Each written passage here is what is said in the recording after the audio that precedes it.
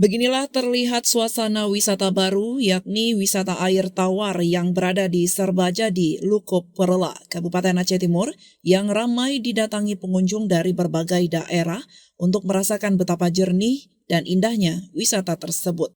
Untuk menuju lokasi wisata tersebut membutuhkan waktu kurang lebih 2 jam jika ditempuh menggunakan sepeda motor dari Jalan Nasional Desa Besa, Perela. Salah seorang tokoh setempat, Yusman, mengatakan bahwa sebelum dijadikan tempat objek wisata, sungai air tawar tersebut sempat tercemar akibat warga di penghubung 2 kecamatan kerap kali membuang sampah-sampah ke sungai. Sementara wisata air panas sudah ada sejak zaman dulu hingga sekarang. Ia juga menuturkan bahwa selama tahun 2023 ini, jumlah pengunjung mulai meningkat setiap harinya.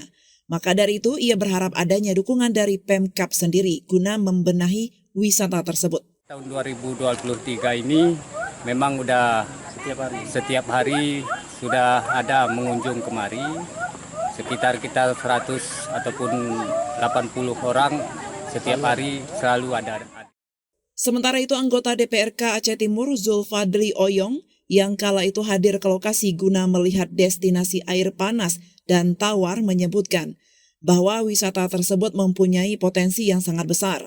Oleh sebab itu, ia meminta pemerintah dapat mensupport, apalagi jarak yang ditempuh tidak membutuhkan waktu yang terlalu lama karena akses jalan yang sudah bagus. Pemerintah ikut berpartisipasi untuk membuat tempat ini menjadi tempat wisata yang indah supaya banyak pengunjung dari luar, baik dari Langsa, dari Lok Sumawe, dan dari tempat-tempat yang lain.